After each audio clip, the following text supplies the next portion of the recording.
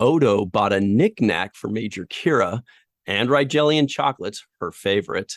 Changeable meets unknown sample. And kids are playing inside Laas on the promenade. Hello, everybody, and welcome to a very energetic episode of the Seventh Rule with Cirroc Lofton. Hello. My name is Ryan T. Husk. Today we're doing a review of Deep Space Nine, Season 7, Episode 14, Chimera, written by Renee Echevarria, directed by Stephen L. Posey. It's February 17th, 1999. Where were you? Melissa Longo is here, of course, bringing the spunk for us. And yes. We want to give a very special thanks to Andrew Corvin. Andrew Corvin, thank you so much for sponsoring today's episode. Let's get into it. We have a very special guest today. We'll be bringing him in right now. He played Laas, the Changeling. And here he is now. Nice. Cirroc Lofton, this gentleman played Laas, the Changeling, but we're not seeing his video. There he is. Of course. No, I'm missing it. What happened? Where is it? Oh. For those of you just listening in, a Klingon has appeared. Wrong way. You know, when it's so funny. You said Bradley Nicholson or something like that. I was like, I thought I'm watching this episode. I'm like, I know who that is. That's got to be JG. There's no way that's not JG. It is, in fact, JG Hertzler disguising his voice and acting completely different. Brilliantly done. Look, now he's a Klingon. those legs behind Melissa. That's somewhat disturbing to you. It's Kira. Not at all. It's Kira. They are leg arms. Oh.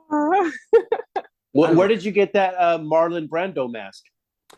A long time ago. I don't know when I got it, but it's been a long time.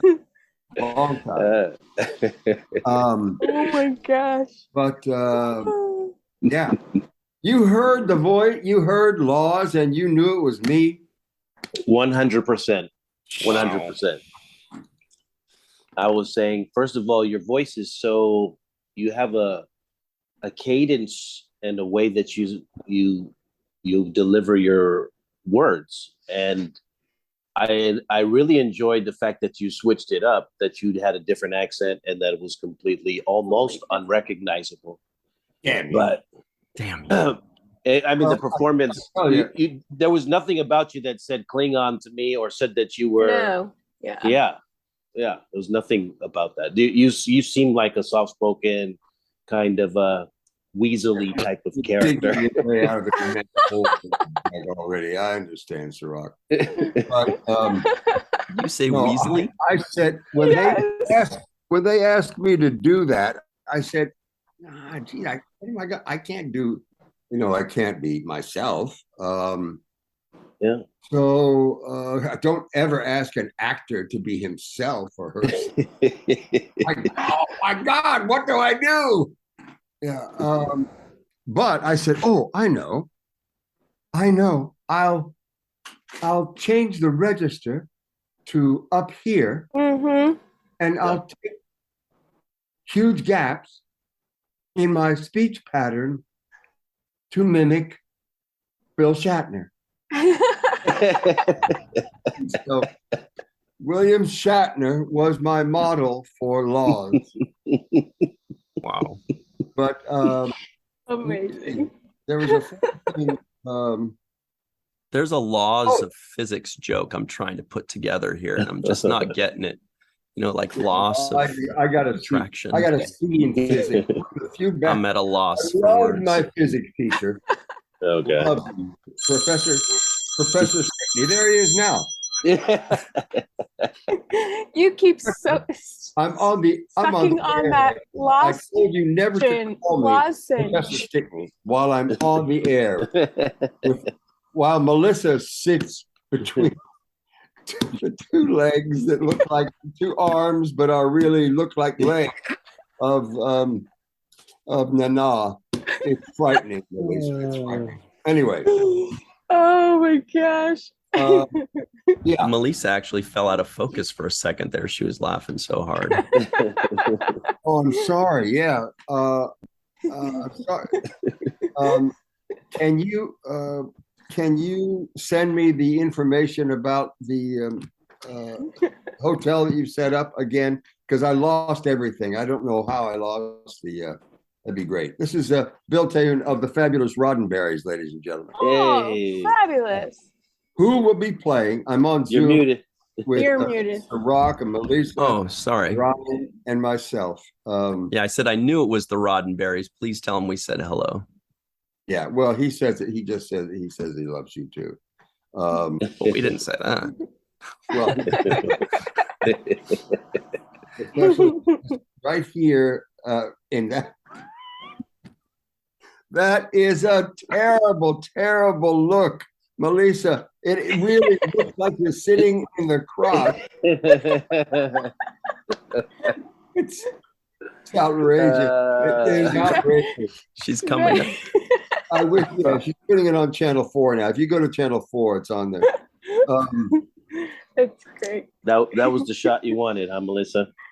Well, I was hoping to have her face in there, but just make sure it's somewhere touching that one.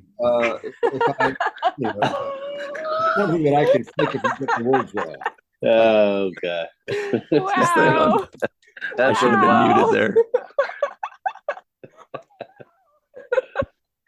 Oh gosh. Man. So while we get things back to normal and serious, let me guess. Is it Officer Scott, Officer Johnston?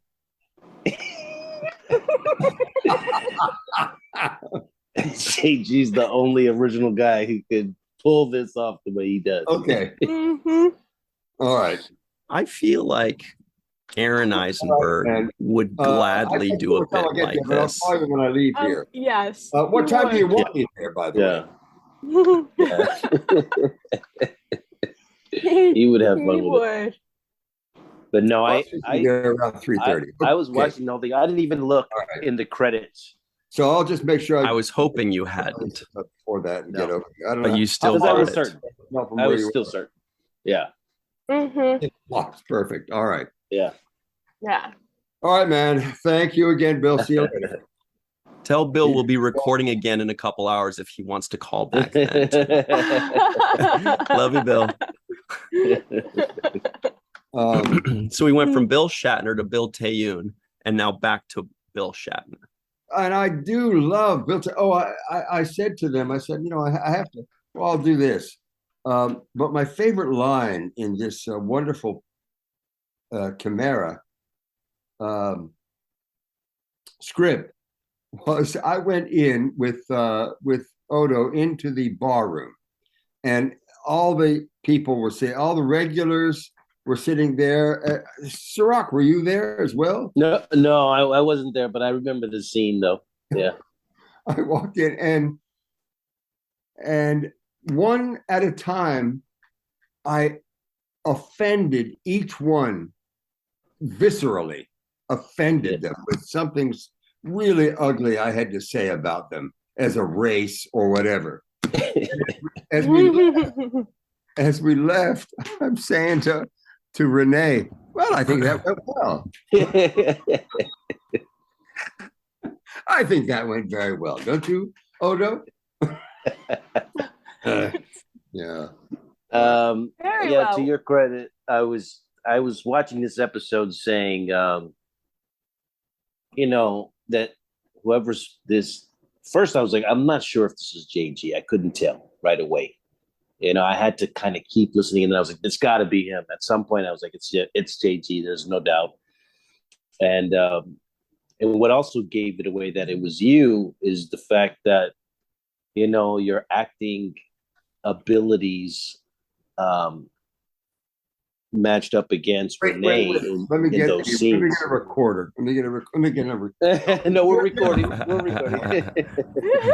But Okay. yeah, He wants this for his personal library. No, I mean, just the fact that you were really challenging Renee and holding your own in those scenes, and I was saying this, you've got to be an exceptional actor to be able to hold your own up against Renee in these kinds of scenes where you were really, being the antagonist.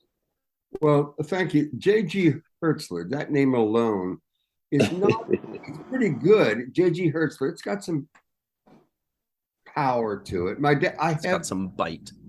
Actually, I have it here. I wish I could find both these things, but I can find at least one of them. Just amongst yourselves then. Background though, what is that back It there? looks like some kind of tapestry. Yeah, it looks almost Klingon-ish. Yeah, a little bit. It's Moroccan. Ooh, fun. That's the gates of Stovelcore. No, it's not the gates of Strobercore, but it's Moroccan.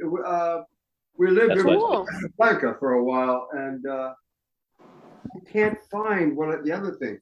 But I also have my dad's. My dad was Lieutenant Colonel J.G. Hertzler, and I have his. Oh, you're junior.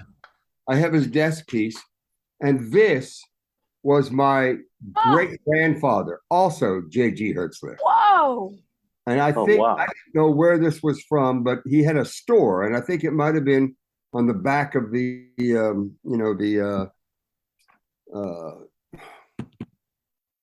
hexacol, not the adding machine, but the Calculator. Cash register. There are no cash registers anymore, so yeah. I think that's where it was. Wow. Wow. So you're the third. You're JG the third. Well, not in a row. My family went JG Noah, JG Noah, JG Noah, and I was in line to be Noah, but my mother liked the name Noah, so I got JG. I got John. Anyway, but yeah, I don't know who Garmin was. Garmin is a family name from somewhere. Anyway, I loved the. I think the first chair. You had Cirroc.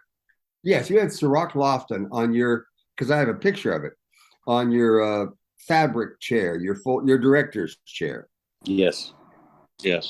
My mom still has that somewhere.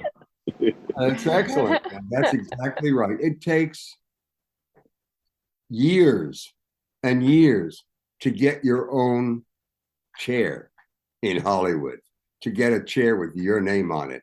Because first of all, you get one with no name. First of all, you don't get a chair. But second of all, he's right though. It starts with no chair. What about a trailer?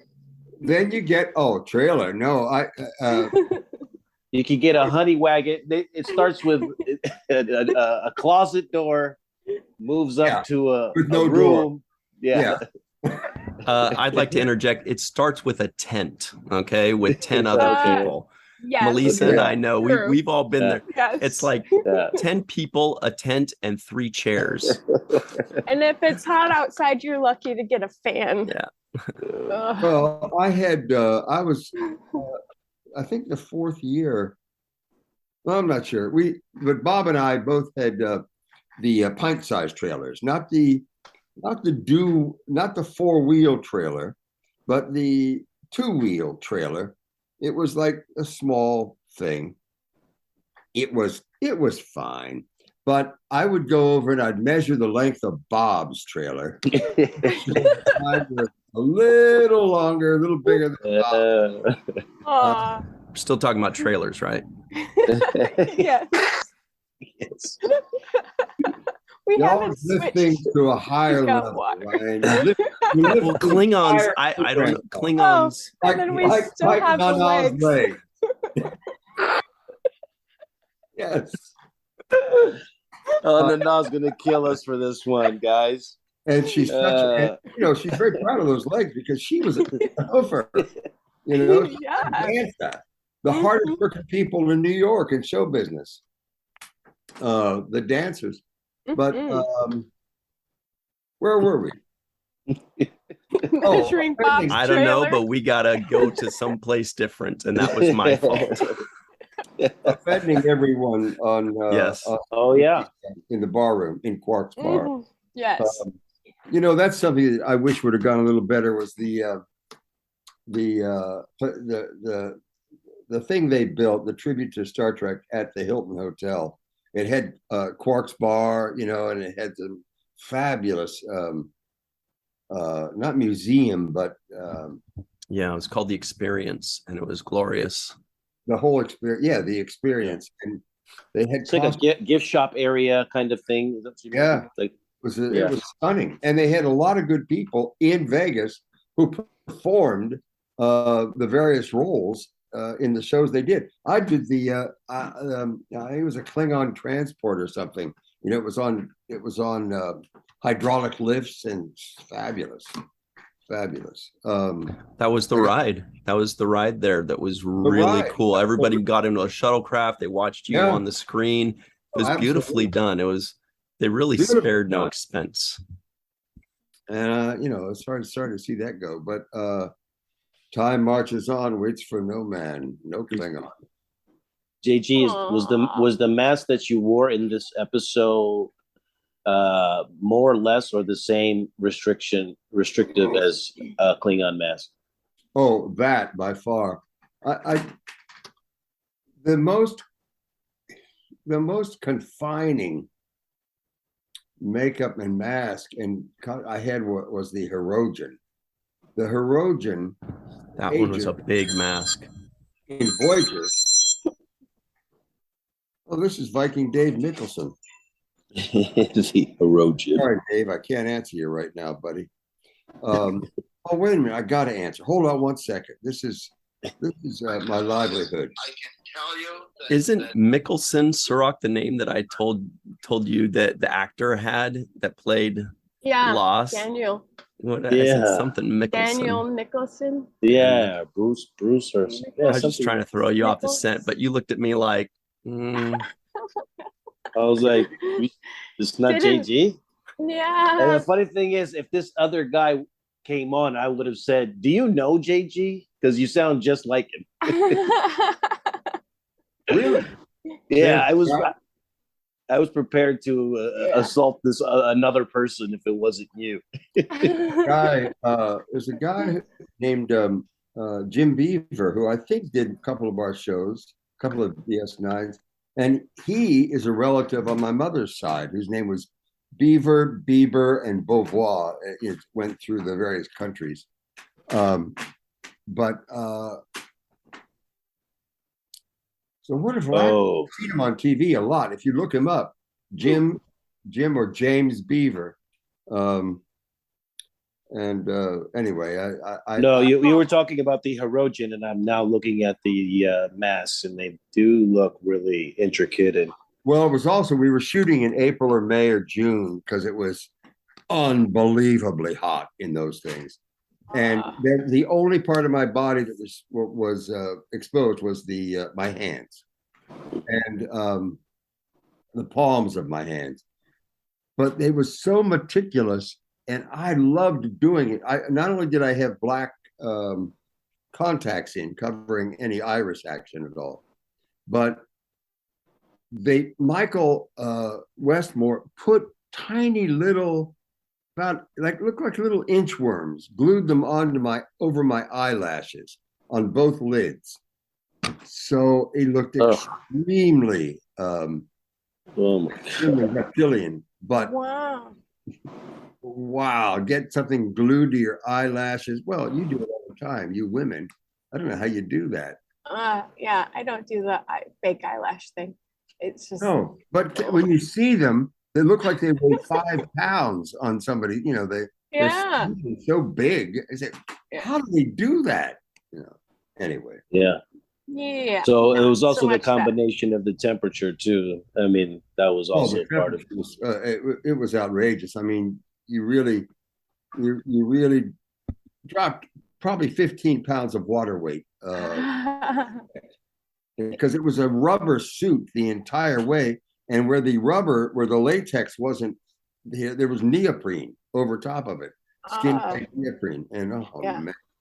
In fact, was the wig any heavier, or were the wig, Martok's wig? Trojans don't have wigs. No. Okay. No, the changeling. Changeling. Oh, the changeling. No, the changeling. It wasn't bad at all. Actually, I don't remember it being constricting, and it was somehow freer than, because I guess it's maybe because I wasn't wasting so much time being down here all the time, but I was up here with lightly across the flowers, and taking large pause where things could drive through. So JG, you said that they called you about the role and said they approached you about this role. Did they probably didn't. They probably never do. But did they tell you what made them think of you when coming up with this role? Because I would have thought this is totally counterintuitive. It's like a totally different kind of character from Martok. But did they tell you why they thought of you? Ryan, it was very odd, man, because you want to give people, other actors, some work in Hollywood. Yeah. But, why they would ask me to do it, maybe they saw some sort of compatriot relationship with Renee, because we used to talk a lot about both being at ACT in San Francisco before all, show business, television and film. But I used to sell, I'm a huge, what's the word? Not a celebrator, a celebrator. What would be the word? What's the word that I can't think of? Anyway, I worship the Renees, and there's only one, and the Arminds, and there's only one, of this thing we do, because and the Patrick Stewart would probably make about 250 British pounds sterling for 20 years, $250 a week or something like that, for 20 years before he got cast as Picard. Have you done a show yet on this incisive program that you host and have built into a monumental power in the Star Trek world? Have you ever done a show on Patrick with the RSC, or the National Theater, the National Shakespeare Company? No, Patrick keeps calling us, but we're just we're really we haven't busy. gotten around to it yet. Yeah, we will. Patrick, we know you're watching every week. We'll get back to you soon. We promise. Yeah. Hey, Patrick, I'll put in a good word for you, Sir Pat. Please do. Thank you. Not for you. I'll put a good word in for Patrick with you guys, and I can't make any promises, Sir Patrick, but I know them very well now. But no, that's the air or the spirit that I got from watching this episode. I felt like watching two Shakespeare actors kind of battle each other in scenes, and that's what you brought to the table. You probably had the same experience with Avery, but I had so much respect for Renee. Renee especially. Renee was considered the best commedia dell'arte in American theater, and as a stage actor long before any of the Benson things and many things he's done. He was on MASH. He was the original. You know that, right? Mm-hmm. We all know that. On the film. In fact, I saw Elliot Gould in a TV show that's happening right now. He's playing a fairly small role on a TV show. Elliot Gould. Yeah. How- Was it only murders in the building? What's that? Was it only murders in the building? No. Yes, I saw him in guess he's something working a lot. in relation to that. No, this was a Lincoln Lawyer. Is the TV version, television version of the Lincoln Lawyer, and but I was saying, like Cirroc and Avery. As a young man, you probably have had. I mean, you had this terrific respect being cast and working right alongside this incredibly talented, incredibly powerful, incredibly presence-filled man of the theater and way beyond. As I did with getting a chance to work with Renee and Armin and all these guys that I just have.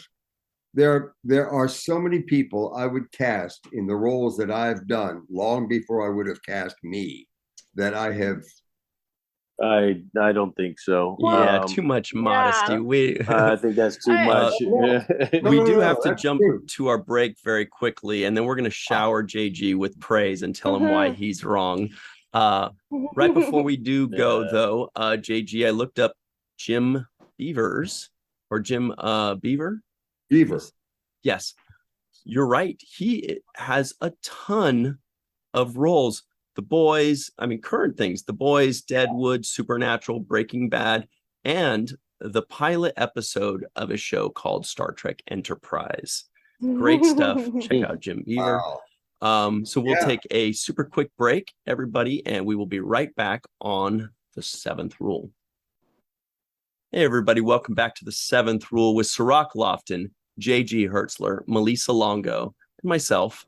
We are doing a review of Deep Space Nine, Season 7, Episode 14, Chimera. This is a great one. JG is regaling us with stories. I almost said regalian, because there's a regalian something or other. And chocolates, the regalian chocolates. That's what it was. Yes. Regalian chocolates. And that is part of our trivioids right now. And they are as follows. Odo bought a knickknack for Major Kira and regalian chocolates, her favorite. Changeable meets unknown sample. That's what their names meant. Kira visits Odo during his afterglow with Laas. That was nice. Virala is the same as any other planet overrun by humanoids. Odo can't remember the last time he assumed another form. Kira is sorry she can't link with Odo. Odo doesn't know changelings can exist as fire. And kids are playing inside Laas on the promenade. That's when he was fog. Actually, can you tell us about the makeup job when you were playing Fog, JG? That was incredible. That must have been hard to breathe in. Yeah. Well, even the fire. It was the fire my was. Memory of it's a little hazy. That's A plus. I tell you, the Fog was fabulous because when they introduced even the idea sort of stopped you in your tracks for a second. They think, oh, he is the Fog. Yeah, I forget how it was presented, but it still made you stop and think for a moment. Oh, could there be such a being? Yeah, and then the special effects of actually watching it all kind of assemble up together, and then you appear again. I thought that was really cool. Reminded me of really cool special effects from that period of time, the Terminator stuff and all of that kind of thing. But cool. I wanted to ask you had some really great moments with the other cast members as well. One in particular was with Nana when she comes to let you out of jail. I thought you guys had a moment there of understanding, at the very least. That's what I felt. There was a moment where you kind of understood that, what they have is real as far as the love that they have, so much so that she's, letting you out of jail. So I thought that was a really beautiful moment. And I like the way you played it as well. You did pause and make sure to emphasize it. I have absolutely no memory of that scene. as described by you, Cirroc. I didn't get a chance to watch.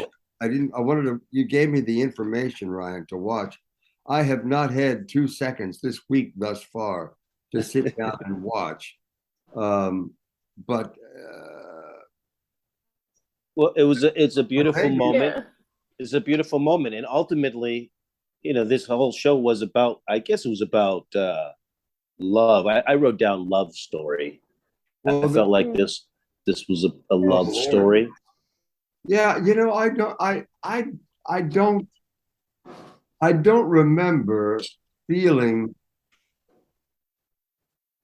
as if my heart was involved with, if I had a heart, was involved with Odo. It was something more of a foggy a relationship. What was, what did you feel like the motivation was behind, I was like, what is driving his character? Like, so he's dispersed in the universe. He lives amongst humanoids. He dislikes, them. But then he had never, I don't think we'd ever seen him merge with another changeling. I think that merging was the first. We saw him merging with the female changeling. Renee, and not me. Yes, Odo, correct. Yeah. Right. And I feel like that may have been the only person. So I think he may have been only the second person that he linked with. And that's why it was such a different and interesting thing, was because when that happened, my first thought was, Kira's not going to be too pleased. We remember how she got a little snippy when she's like, excuse me, you merged with the female changeling. So I was watching her. I was like, let's see how she reacts. And she did react that way as well. Yeah, but the motivation was different. This was linking is something that comes naturally to the changeling species. Oh yeah, very natural. And it to deny that of themselves would be denying parts of who they are. And I think that I saw more of a surprise than an understanding on Laas's part towards when Kira let him go. It was more of a surprise because he's been so closed off in his 200 years of what he's learned of humanoids that he hasn't really been open to maybe not all solids are the same. Maybe not all bipeds are the same. The same with changelings. Maybe not all changelings are the same, just because you have this ability to link and share information instantly doesn't make everybody's experience and personalities the same. And it's very odd. There was a tremendous openness, and suddenly a somewhat limited world in terms of the word love suddenly opened up to an incredibly wide. It was almost transcendental. Like there's a love of a fellow creature is no more powerful love of that vista I'm looking at. And it opened up. That show was very odd that way. I don't know if I'm capable of answering that your question, Marissa, or commenting on your understanding of it, what you took away. But it was weird. It was not. There were certain things I found weird. I found the weird that number one, like when you and Odo first meet, I think you exchange stories about your past, and you're claiming essentially to be like 200 years older than Odo or whatnot. And Odo says, no, wait, I could have been floating in the air and something. So essentially trying to say, well, you don't have any more experience than I do. But he does have more experience than Odo does. It's in changing. in changing form. yes. Yeah, Yeah. but not in, for example, linking with another changeling, because he's Right. never done that before. And Right. Odo has. So Odo has the experience in that regard. Mm-hmm. He also has been to the pool where they all, live and exist. The Great Link. And Laws has not ever seen or been to that link before. So I think Odo has more knowledge in certain areas. Cirroc, do you have, or Ryan or Malissa or anybody, do you have the head writer of this episode, or who was listed as the writer? Yeah, Renee. it was Renee Echevarria. Yeah. Oh, okay. Well, he dealt with many things. They dealt with so many domestic, in terms of being earthbound on Star Trek, so many domestic domicile, domestic meaning we live here on Earth. That's our home. So it in a way it is domestic. Star Trek was always devoted to expanding that view of everything, right, from the domestic limitations to everything that's almost unimaginable. And Laws was sort of brought that quality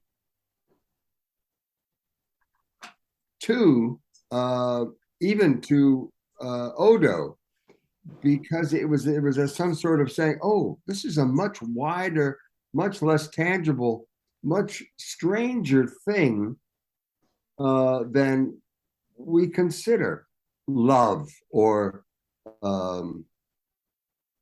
life to be about. It was way beyond. And that's one of the things that it did really well, I thought. Renee Echevarria is, he's done so many things after that, after Star Trek. I see his name all the time, and it's hard to miss Renee Echevarria. Yeah. But I thought Renee was taking an approach of a different kind of a racism with your character, because I thought you were a racist. Basically, you're a racist against people with 2 arms and 2 legs and who can't transform their body. But he's also pointing out the racism that is happening against him, which is what I thought made this episode so interesting. Beyond just the relationship between the 2 changelings, was that he's a racist, but he's also shining a light on the racism against him and his own people, and inherent in solids. Right. And that point was made very well by Odo's character when he kept saying, why is it against the law to turn into fog on the promenade?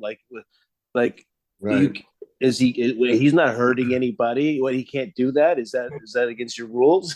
Right. And so there was, but he was also inherently racist against the people he was shining the light on too.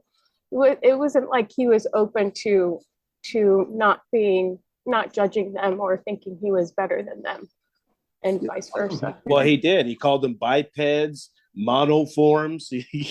Those are basically derogatory. Nobody better not call me a monoform. I'll just teach him a lesson about that. You biped, you freaking biped. Oh. Yeah, nobody. I don't think anybody has done on a regular basis for 56 years of dealing with such almost intangible, unsolvable issues than Star Trek for all these years, and still it's hard for me to hear. There's a certain amount of dismissal in people's voices sometimes when they are not members of the Star Trek or sci-fi community at large, and they say, "Oh, it's sci-fi, it's science fiction." When you have people like Robert Heinlein and Asimov, is that right? Asimov, Eric Asimov, and Isaac Asimov, Isaac Asimov. When you have minds as big as those, and some of the issues that Star Trek has dealt with that are almost intangible. They're so big, and yet they still happen. Star Trek did it, and I had great respect. Anyway, I wanted to ask you something a while back. Can I even trace back to what I was going to ask? I think it was for Cirroc, but it might have been for everybody. I don't know. I'll have to take some time to try to recover that, if we have any time. But there was it did feel like there was a bit of a solution at the end, and I think Odo and Kira's relationship is the key in that they accept each other for who they are in their limitations and their differences, but that love still exists and still can coexist if both parties, or if everyone is open to it. That's what I got at the end. It seemed like Laas opened up a little bit of insecurity in Odo with regards to his and Kira's relationship that Kira did not have. She did not have that insecurity about they're different, they can't understand each other. And Odo did not necessarily have that insecurity, but maybe he had a little bit, and then Laas kind of opened it up a little bit more, and Kira handled it beautifully. That picture of Laas behind you, Ryan, he has a look on his face of intense non-understanding. You know, he's got that's the look Cirroc gives me every time I make a joke. He's like, wow, where do you come up with this Ryan, he's not alone. I know. Not alone in that. No, but there was some lines that you delivered that were really amazing, and it made me just like kind of go back and watch it again. You said to Odo, they tolerate you because you emulate them. And that was the best line of the episode. Yes. Yeah. I agree. Oh. Yeah. Well, it was the best line. How deep does that cut? It cuts very deep, and especially, for Black people, that's something that, I can find some truth in from my own experience and just like observation about the world. And there are certain people that are tolerated because they try to fit in, or they try to emulate and be cool, as opposed to just being themselves. Yeah, exactly. As opposed to just being themselves and being accepted for that. Let me venture into stepping some shit here. I'm scared now. I wrote a piece about this was a long time ago in a writing in a theater group that I had. I was a artistic part artistic director with in a thing called ACE, and we had a writing group inside the theater company. But I wrote something about it was sort of a rant. I'm given to writing rants more than just about anything else. But I remember writing about, what is the deal with all the racism and all the, it's not just racism, it's religiosity, whatever that is called, whatever. Any kind of excluding of one group because they're not a member of your group. And I said, what the hell? I mean, look who our heroes have been all through the music, the rock and roll. Bob Dylan is a little kid from somewhere. Did we ever think of that? No, he's Bob Dylan. Jimi Hendrix is Jimi freaking Hendrix. He never was thought of as a black man on stage. Nobody even considered that. I said, so when did all this ugliness happen? Because that was the age of Aquarius that I was part of, and I thought it would get better, and it's just gotten worse. But that was the thing. We didn't even think about anything beyond the music that was being created by these extraordinarily talented people. Anyway. Well, not to step in my own shit here, but I submit that to us maybe, or to the age of Aquarius, you see Jimi Hendrix as just this incredible musician. But I submit that maybe to Black people, they said there's a Black guy on stage and he's killing it. You know, same thing with when they saw Nichelle Nichols as Uhura. Maybe to many of us, we're just like, wow, this guy's great. But to people that weren't represented as much back in the day, they very much noticed it. Now, that's just kind of a guess on my part, but I think there may be something there. Yeah, they're definitely accurate. Yeah, I mean, that's what Jackie Robinson represented for us, too. It was like, hey, we made it. That's our guy. There he is. And so, I mean, yes, there's always going to be those kinds of things to overcome. The beauty of Star Trek is that they deal with these issues in the context of the 24th or 5th century, and they still hit you with these kinds of, symbolism or context in the storytelling. So it's a beautiful thing to watch it unfold outside of your own life experience. That's why I said when I heard you say they tolerate you because you emulate them, and you went on to say they fear us, and that fear turns to hate. And I was thinking, yeah, that's what happens. The fear turns to hate. The fear turns to hate. Fear always turns to hate. Yeah. And we're all what's the word I'm looking for? We're not all immune to it. We're all susceptible to it. Right.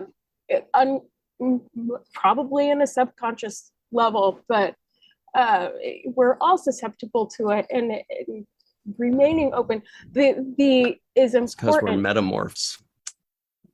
We are all metamorphs.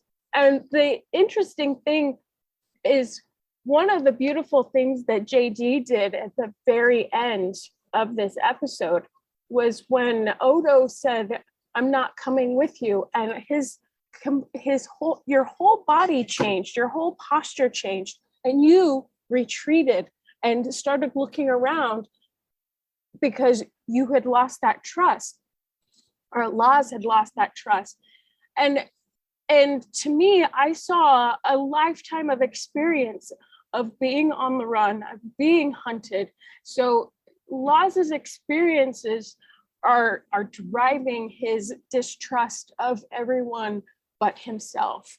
And this is... So that's probably the worst kind of aloneness. That is, I think,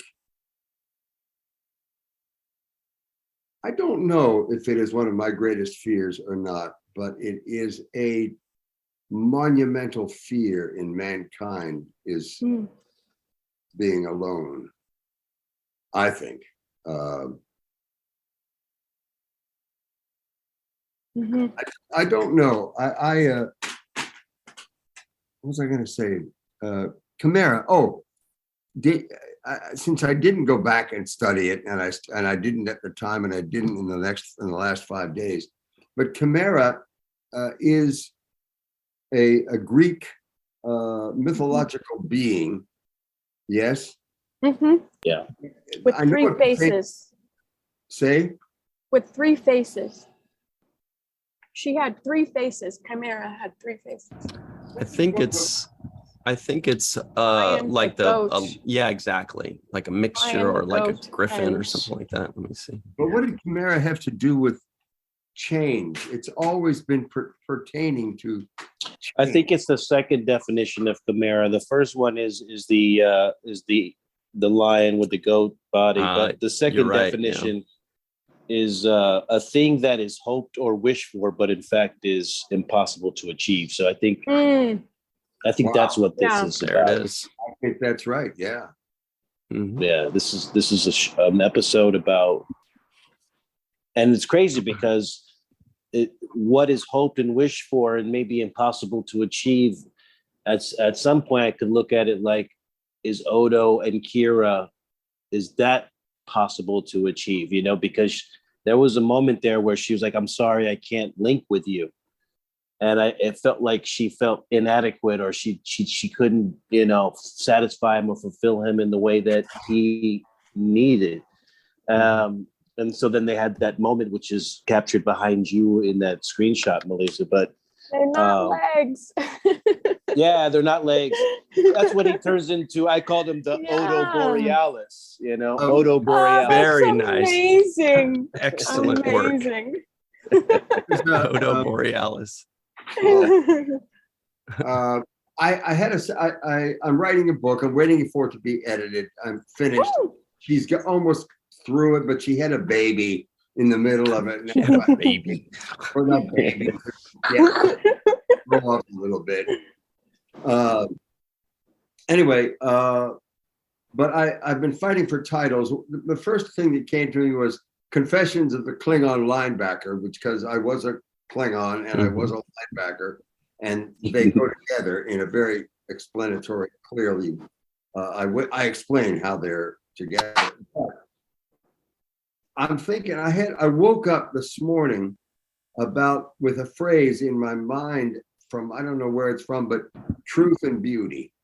And I said, so many civilizations have dedicated, and artists have dedicated themselves to finding the truth and finding the beauty. And I think those two things are I think they're both equally important in my life. And I said, what is my quest? What am I doing here on Earth? And because I don't have an easy answer to that. And I said, not that I'm skilled at any of it, but I said, maybe it's about my own search for truth and beauty. I become the angriest I can possibly become when I see truth being manipulated, truth distorted, being destroyed, and whether it's about an intangible object or a sentient being or a thought pattern, a constitution, whatever. When I see that truth being destroyed, overlooked, damaged, forgotten, that irritates me more than just about anything. People being untruthfully dealt with, and the beauty. I am a devotee, I think, of maybe the Greek idea of beauty, the symmetry in things. And JG, when do you see the beauty in a performance that you've delivered? Do you see it like right after you give the performance instantly, and you say that was a beautiful that's gonna hit? I've never thought of anything I've ever done in terms of being even good or beautiful. I have seen, as I said earlier, it's not a lie. I would cast many before I'd cast myself. And it may have to do with the fact that I have one good eye, my bad eye, and I've had it from when I was 3 years old on, and I've always been I think that I've had this lack of self-confidence about myself, I approach life sort of walking sideways toward it, or just diving in and being caught in the current and let it take me where it takes me. I've never had a dream that I can identify. That's another thing this is about, my confessions. What? The book that you want to write. The book to my daughter, right? Yeah. I don't know about if you find a dream to pursue, then go ahead and pursue it with all your heart. I don't think I've ever had one, but I do have a reaction to truth and beauty, and it's something I want to develop for a built-in aspect that I'm looking at with this entire thing, the book. Well, we definitely look forward to seeing it and reading it when it comes out. You will be back to tell us all about it when that book is ready for us. We do have to run. It's the end of our time. Cirroc, just real quick, I do want to say again that when I heard that line, they tolerate you, Odo, because you emulate them. My first thought was, there's no way that line is getting past Cirroc. And I knew you would catch it. And that's why I love working with you. You're the best. Now, I do want to give a very special thanks. That is, to Homer Frizzell, Dr. Marie Segal, Eve England out in Wales, Yvette Blackmon-Tom, Carmen, aka Skillet, Timothy Baum, TJ Jackson-Bey out in Missouri, Bill Victor Arucan, Titus Mohler, Darlena Marie, John Mann, Dr. Mohamed Noor, Tierney C. Diekman, Anna Post, Rex A. Wood, Anil O. Palat, Erika Stroem, Joe Balsarati, Mike Gu, DQ, Neal Akasaka, Justine Norton-Kertson, Dr. Stephanie Baker, Carrie Schwent, Faith Howell, Edward Foltz, Radek Orszewski, very Polish name, Henry Unger, live from Tokyo, and of course, Dr. Susan V. Gruner. JG, you've always been so good to us. From the very beginning, when we first started out the show, you were always so great with Aaron. The two of you were like pigs in shit, just super happy and having so much fun and talking about lizard movies or something from the very beginning. But we really appreciate you. Thanks for those pictures from that movie. Oh, fun. Wow. Reptile Rangers. Yes, Reptile Rangers. But we really appreciate you, JG. We wish you nothing but the best, and we can't wait to see you again. Thanks, man. This is an extraordinary production you guys are doing. I don't think the number of penetrating questions and thoughts ever come from any group that's any other group beyond you. You are the most amazing spirits that are just talking about such things as we all should be talking about all the time. You have the ability to seek them out and ask the questions. Appreciate you. Cirroc, we want this for our personal archive now, don't we? Yeah. Make sure we're recording. Yeah. Well, thanks very much. Everybody at home, stick around. We've got the free-for-all next. And go buy JG's book when it comes out in just a moment. And until then, always remember the seventh rule.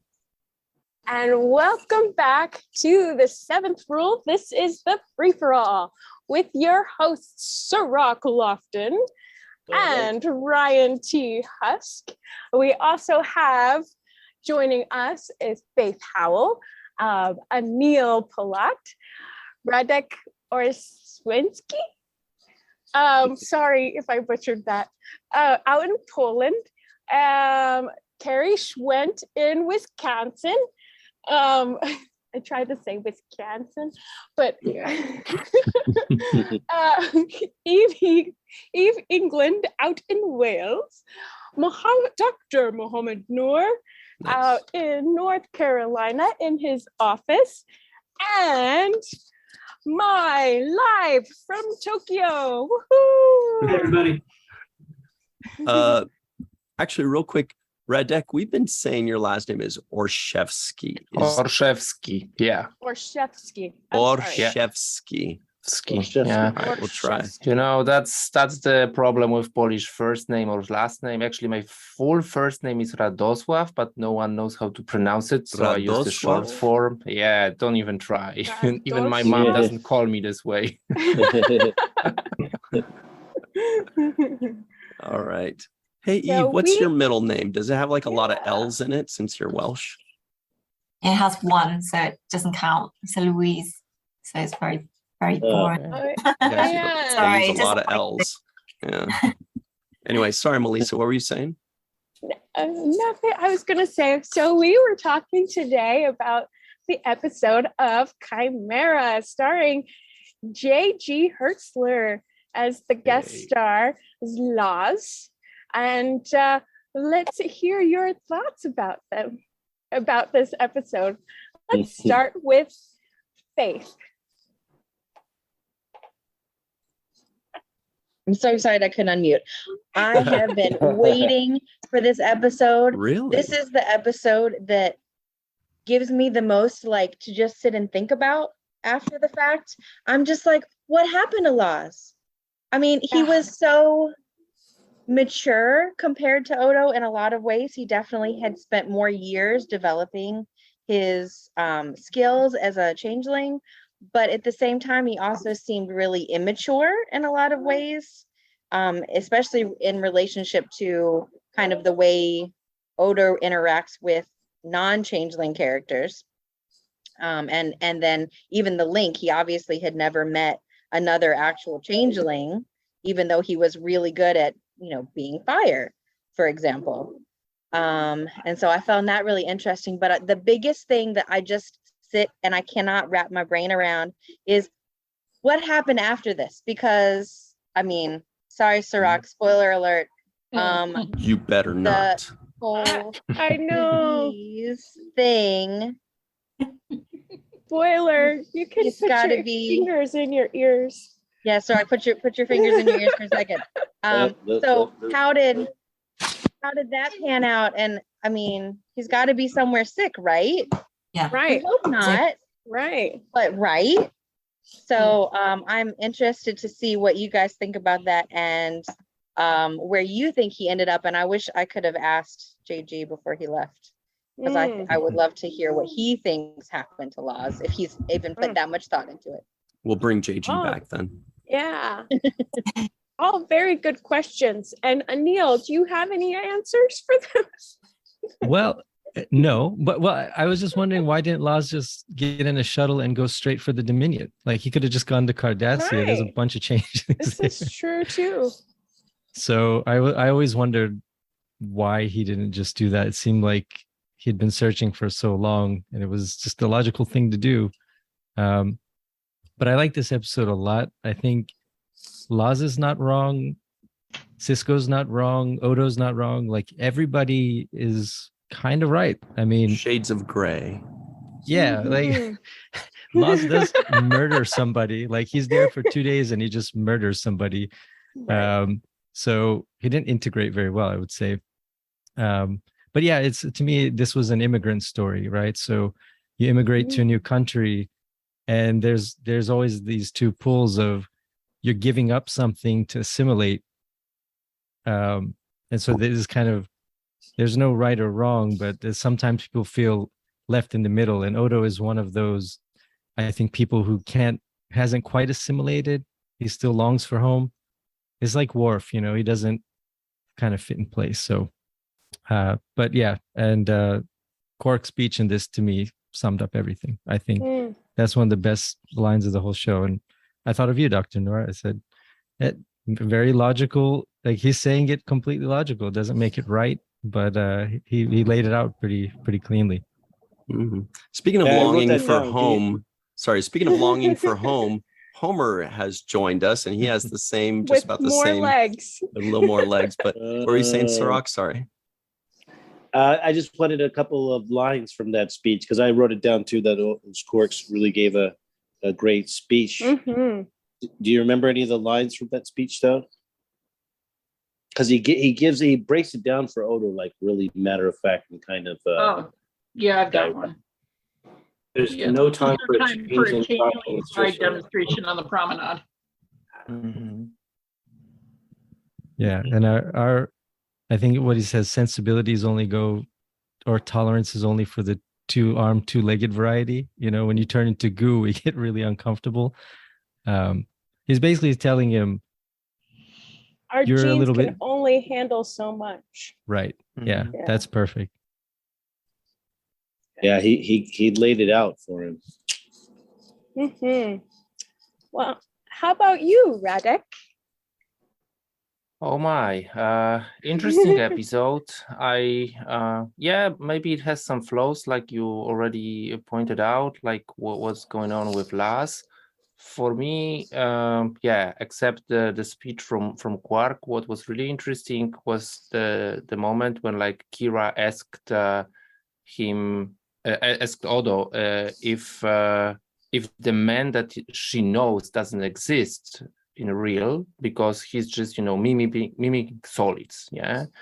And for me, that's very interesting, because we all wear masks, we all pretend, in everyday life, in professional life, different contexts, and where is the border? And I guess it's blurry, where we become what we pretend, what we mimic. Yeah. Radek, have you ever left Poland or worked in a different country or visited a different country where you felt like you needed to assimilate?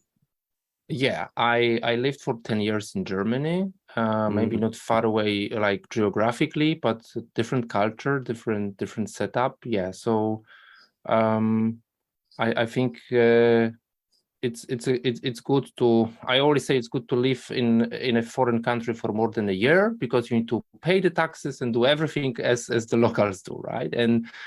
And I guess if you do it for many years, it's hard to distinguish, right? Where is your original identity or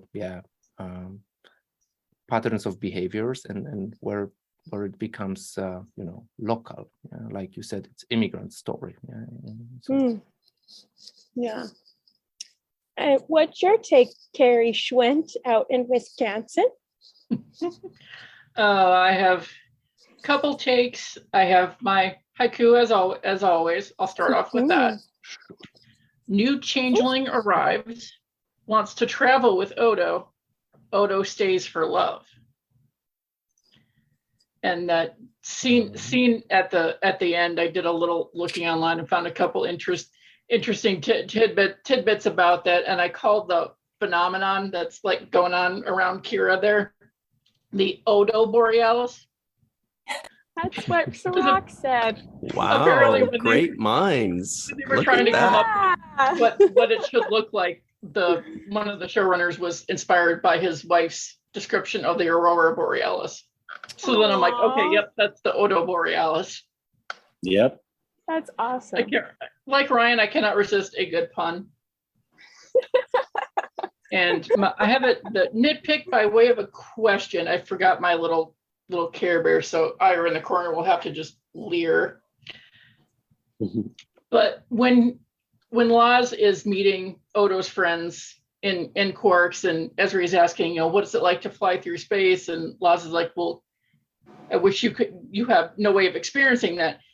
Except she kind of does through Jadzia re-merging with Curzon's memories after he was merged with Odo. This is true. Jadzia and Odo had that conversation after they got back together. She's like, I know what it's like to be a changeling now. Thank you for those memories. Why didn't Ezri bring that up? She's like, I might not know what to fly through space, but I know a couple other things, so I know more than you think I do. Right. And then I was thinking, why didn't Quark mention to Laas that he already knows about him, because they've met before in a previous episode? You guys, Prophet and Laas? No, you don't remember that one?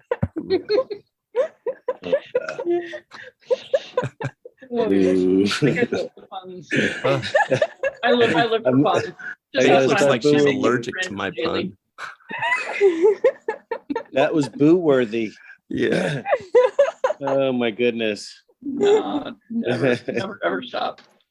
But something Laas says during a conversation with Odo reminds me of something that I've heard I can't remember if it's a movie or TV. I never could find it out. But a version of humans hate I wrote it down. Yeah, humans hate what they don't understand, fear what they don't understand, and they hate what they fear. Mm-hmm. I've heard that in a movie or TV, and I could hear like a guy's voice saying it, but I can't remember what it is. I want to say it's Vampire in Brooklyn, but I'm not sure.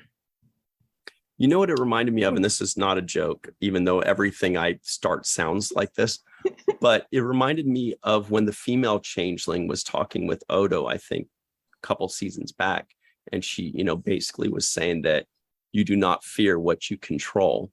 And although they were coming to different conclusions and there were different arguments, I felt like there was a thread of connectivity between, Laas the changeling and the female changeling, where they're kind of focused on what you fear or what you hate or what you're trying to control. I don't know if it was a coincidence, but that's what it made me think of.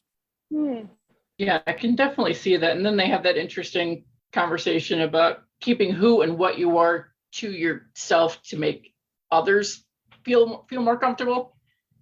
He puts it a little bluntly, but I kind of get where he was going with it. And yeah. Yeah. But don't you think there's a balance in that? yeah, You know, and a he give did and not think take he of- understand it. Right.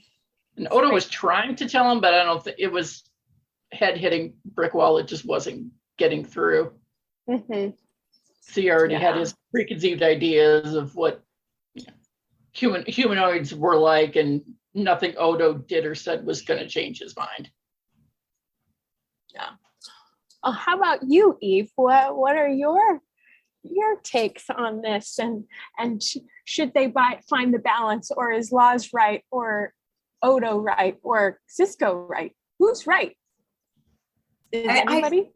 I was really blown away with this episode, and I didn't really remember anything about it, which is pretty typical for me. But I was just, as everyone has already said, it had so much depth to it. There was so many relevant issues and topics that they were discussing. Again, another example of how Deep Space Nine just remains relevant throughout the ages, and they just constantly pick up on the human condition and all of the things that are just fascinating, and seeing it from, an alien perspective, and then with Quark sort of coming in and commentating as he often does, was just really, I was just sort of glued to the TV and watched it again, because I was just thought there was just so much in there to digest and think about. So yeah, I really liked how they did focus on the Kira and Odo relationship, as well as then the conflict with Laas, because, and the companion talks about this, how they needed this episode to get to where they get to later on in the arc, and where, the decisions that Odo makes, because he had never really seen a changeling other than, the Dominion, the evil changelings. So you kind of needed this to make Odo start questioning, well, who am I, and what am I doing with being Odo, and is that really me? And I thought that was just really interesting, and the way they did that was really sensitive. There is actually a really funny part in the companion that talks about they started off sort of trying to pull some dialogue about the relationship, but obviously it started to get very quickly really inappropriate for this sort of type of TV show. So they moved it away in terms of looking at Odo's perspective and what Kira can't do for him. And that's where they sort of had that sort of really nice moment at the end with Kira saying, look, I just want you to be you, and I want you to share that with me. So I thought that was a really good way of dealing with that, to avoid anything really bit creepy and weird. Like what? And I'm not going to go. This is a family show, Ryan. I just thought that just made me chuckle, because they said they were, apparently the writers were writing it and just thought, oh my gosh, where are we taking this? And they had conversations with Renee and Nana about how they viewed their relationship, etc., and said it was just going to all sorts of wrong places. So that was hilarious. And then just final point, which is really interesting, the companion. I don't know if you talked to JG about this, but there's a quote in there saying that he sort of took some of the arrogance of the Last character and sort of channeled his inner William Shatner in terms of his performance there. So did he talk about that? Yeah, I thought that was really interesting. And you could see it when I rewatched it, and having read that. I thought he was making that up, but I guess he was serious. Love it. You never know when JG's telling you the truth, or Right. he's just completely bullshitting you. I was going to ask. I was going to verify that, so it's good to have that verified. He said it, but I didn't believe him until now. You said it's in the companion, so now I kind of believe it. Yeah, It's crazy. On very IMDb valuable. too. All right. Yeah, because he would never bullshit the writer of the companion, right? He would never just No, break that. no, he would never remember what he bullshitted. The writer. Right. He would have a whole different new set of bullshit. There's a level of continuity through. Yes, it's too much continuity. Is that why Yeah. throughout our review he kept saying, wait, what was I saying? Because he was trying to remember the bullshit he was being. Exactly. And Exactly. Dr. Mohamed Noor, what are your thoughts on continuity and this episode? I don't have a lot on continuity, but on the episode, you all already discussed the immigrant story aspect to it, so I won't belabor and just repeat the same points. But one thing about that, and I have one other point unrelated I'll come back to. One thing about that I thought was interesting was the essentially history repeating itself, right? Because if we think about the story of the origin of the founders, it's not all that different from, say, Laas's experiences. You could imagine that, in theory, let's say Odo's experience was slightly different. They could go on and found this new founders group, and you can essentially see the whole thing repeating itself because of this distrust of the monoforms, as he called them, to the changelings, and then the response to that being like, well, fine, we need to fortify ourselves, and we don't trust them. It was sad, but I mean, it was interesting just seeing that history happen a second time. The other thing I really enjoyed was the relationship of Kira and her willingness to let Odo go and things like that. So I thought that was stellar. I thought that was very well executed.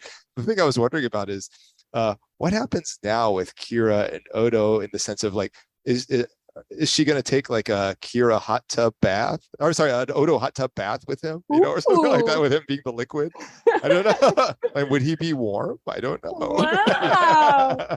Well, he can be fire. That's right. So. That's true. He could be fire. So I mean, He's there's all been sorts fire of ways and he's been rain.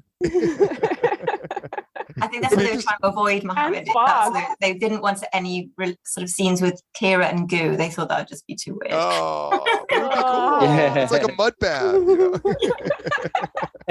And also, would the holding cell be able to contain this guy if he can turn into fog?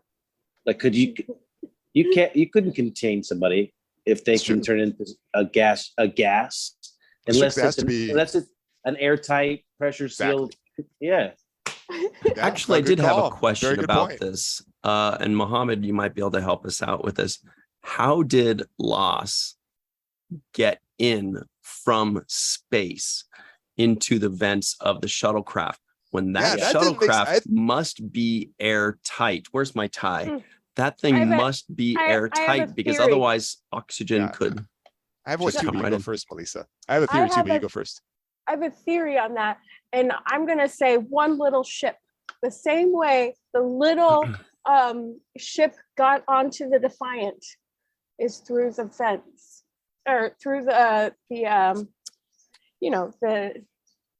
where the heat comes out. Exhaust vents. Oh, exhaust. Yeah, so just did really fast or something like that. Presumably, it's not just constant exhaust going out. Right. I mean, my thinking was more that he forced his way in, like he pried something open, slipped in, and then put it back. That was my thinking. But yeah, that caught me too. I was like, that was weird, because it was a ship at first, and then it was then the ship was gone, right? Yeah. So was he the ship itself? He was the ship. He was the ship. Yeah. That became sludge or whatever to go inside. Yeah. So then, how many ships could you turn yourself into? See, I I'd be wondering. Well, could you be a fleet? Could you be a fleet? A space whale. Like he could have been emulating some Gormagander species out in space. They have all kinds of stuff out there. You could turn yourself into a bacteria or some kind of this is true too. Non-living organism that doesn't need oxygen. Maybe go subatomic. Star Trek Voyager that has the space dwelling. No, Cirroc, I was also thinking that, because I was wondering how he could breathe oxygen in space, but number one, we don't necessarily know that he needs to breathe oxygen. But then I even thought, like, why not just he could also be a bubble around his own head and just breathe his own carbon dioxide for as long as that's going to last for him. He also might be traveling at warp, which brings up a whole bunch of issues too. Like, he was going pretty fast, even if they weren't at warp. So I don't know. But it could be similar to the ship on that Sisko built. The sails took them to warp without an engine. Oh yeah. Yeah, we remember we had these questions early on when he turned into a mouse, and we were like, "What about the body mass? What about this the ratio of?" Now it's fog, and you're like, And he was a coffee Uh, cart The one mass thing's time. out the window. The mass thing's out Yeah, the window. the They mass completely thing's let out that go. So now it's just pretty much whatever they want it to be. But I think ultimately it was just brought up for the Odo to question. You know, the whole story was just brought up for Odo questioning whether he's, you know, doing the right thing, and if it was really a love story. That's why I was watching it thinking, oh, this is a love story about Kira. There was a moment where Odo and Kira are hugging, and he pulls away from her, and she stands there like this with her hands open, like, okay. Yeah. And I was like, I like the way Nana held her hands out, like, you know, empty-handed, essentially. Kind of emphasizing the fact that you just ripped yourself out of my arms, you know, to tell me, you know, you're not sure if this is working or something. So I thought that was a good kind of moment. Yeah. And live from Tokyo, what is your take on this love story?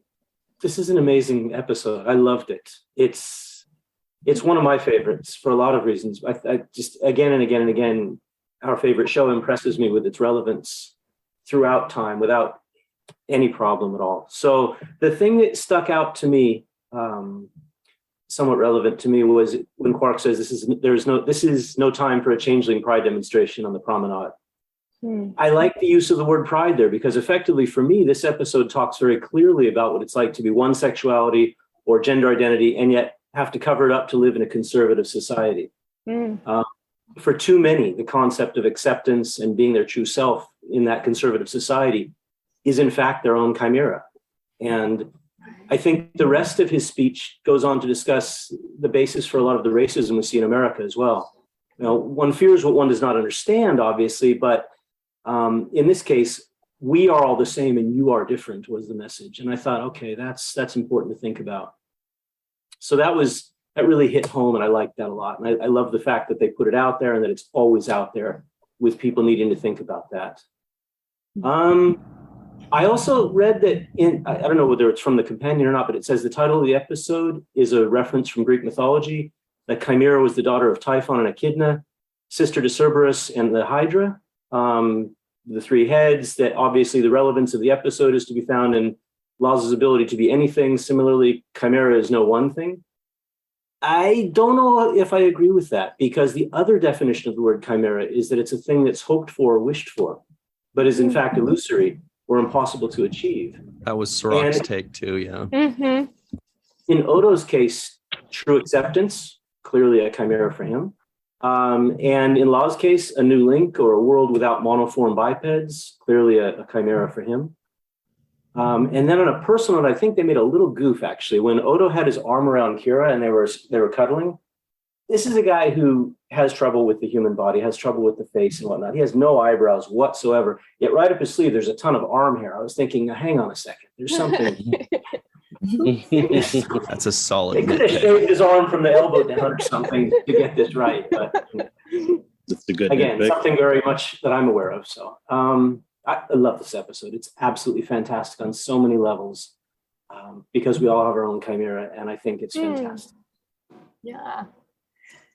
And last but not least, Homer Frizzell out in Walter Koenig's old apartment building. What are your thoughts on this episode? Well, Malissa, thanks for asking. My apologies first off for being late. I gave it an 8 on IMDb. Why? Well, pretty much that's been covered. So I'm going to focus on things that may not have been covered, which is to say, I thought Laas was a little bit pushy for the linking. I thought he was a little too needy, except at the very end, he left Odo hanging. Odo had his arm out there, and for some reason, Laas did not take it. I found we were talking before about, I was just realizing that hands and fingers really got a lot of play during this episode. You see Laas's hands, you see Odo's quite a bit, and then we already talked about Kira's.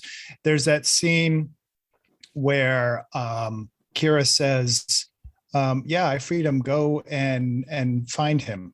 And she kisses his hands and he's left there in the turbo lift, just looking at them. So I thought that was an interesting way of displaying that interesting direction, I think. I don't believe, despite tough little ship or little ship, that changeling dude could have gotten on the shuttlecraft, given that you want them to be somewhat airtight, unless he had turned off a force field or bent something. I mean, there was some noise, but it sounded more like bad plumbing as he was getting ready to come in through the grating. But I gave it an 8. I enjoyed it. It was fun. It was good to see, is it Carmen, Hertzler, JG do something a little differently and mix it up and go with a slightly higher pitch voice as well. So that was a lot of fun. Yes. Good background you got behind you, by the way, Homer. Thanks. But also thanks for bringing up Jake Sisko guesses the IMDb score. Yes. Does anybody have any guesses that they don't already know? 8-2. Harry's like, I already know. I'm gonna go lower than Phil. I'll say 7-2. I liked it, but I still think it might be a 7-2. I'm gonna go 7-7. 7-7. 7-up. All right. That's my so guess. Mohamed goes with Dikembe Mutombo's height. Cirroc is more of a Manute Bowl kind of guy, but Mohamed is on the nose, 7-2. Wow. Mohamed gets the Tierney Award of the day for the perfect That's guess, lucky, the that's bullseye. You know, I don't know if the director who directed this episode had directed before, because when you said his name, Stephen Posey, I didn't remember him being mentioned before. I don't know if this is a first-time director, but that may be why there were some kind of subtleties, like the close-ups on the hand that you were talking about, Homer. Maybe that's why, because it's just a completely new person with a different kind of, Looking him up, he's done 4 Star Trek episodes, but this was only his second one. So this was, the first one was also very recent, Treachery, Faith, and the Great River. And he's got 2 more in this season. So he's strictly a 7th season guy. Yeah. Yeah. Because I don't remember seeing him that much throughout the years, Stephen Posey. I was going to say one thing. I just wanted, because we did all this review, I didn't get a chance to talk about Sisko. I really like Sisko's a couple of moments that he had in this episode. One in particular, when Odo is basically arguing on behalf of Laas, and Sisko says, which I love the line, he says, "All right, Constable, I'll release him into your custody." He basically is like, it's on you. And I love the way he said that and basically put it all on Odo. Like, all right, it's on you now. The other thing I enjoyed was the back and forth between Odo and Kira. Right when Odo says, well, of course, there's no way that a holding cell is going to stop a changeling, and he kind of goes into that because he's so sure that the guy got away on his own. And then when Kira reveals during that scene,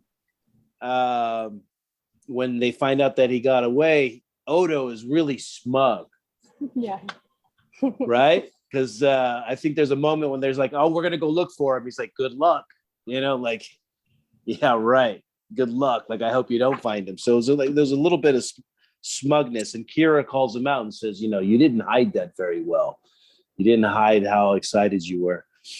But then flash forward past that point, I really like the moment where she just says, I'm the one that let him go. He's over there. His facial expressions when he realizes that she's the one that let him go, he really kind of sold that for me. And I said, wow, this is great performance on Odo's part. because he really looked stunned and shocked. Like, what the hell? You're the one that let him go. So I really like that as well.